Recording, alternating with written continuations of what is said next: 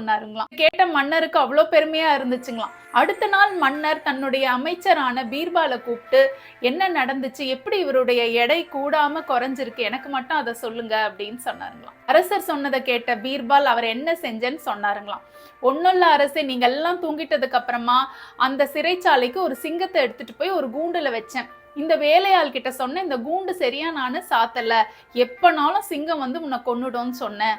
ஆனா கூண்டு வந்து நல்லா சாத்தி தான் நாங்க வச்சிருந்தோம். இந்த வேலையாளுக்கு நம்ம என்னதான் விருந்து சாப்பாடு போட்டாலும் சிங்கம் எப்ப வந்து நம்மள கொன்னுடுமோன்ற பயத்துல அவருடைய எடை கூடவே இல்லை, குறைஞ்சிருக்கு. பயத்தால தான் அவருடைய எடை கூடல அப்படின்னு சொன்னாருங்களாம். இதை கேட்ட அக்பருக்கு அவ்வளோ சிரிப்பு, அவ்வளோ ஒரு சந்தோஷம். பீர்பாலுடைய புத்திசாலித்தனத்தை ரொம்ப பாராட்டி அவருக்கு நிறைய பொற்காசுகள் கொடுத்தாருங்களாம். இந்த குட்டி கதையில இருந்து நாம என்ன தெரிஞ்சுக்கிறோம்னா, நமக்கு இவங்க தான் எதிரி, அவங்க தான் எதிரின்னு நம்ம பட்டியல் போட்டுக்கிட்டே போகலாங்க. முக்கியமான எதிரி நமக்குள்ளார இருக்கிற பயம் தான். இந்த பயம் தான் நம்ம வாழ்க்கையில நம்மள எந்த விதத்திலையும் முன்னேறவே விடாதுங்க. இந்த குட்டி கதை உங்க எல்லாருக்கும் பிடிச்சிருக்கோன்னு நினைக்கிறேன். அடுத்த குட்டி கதையில உங்களை சந்திக்கிறேன். நன்றி, வணக்கம்.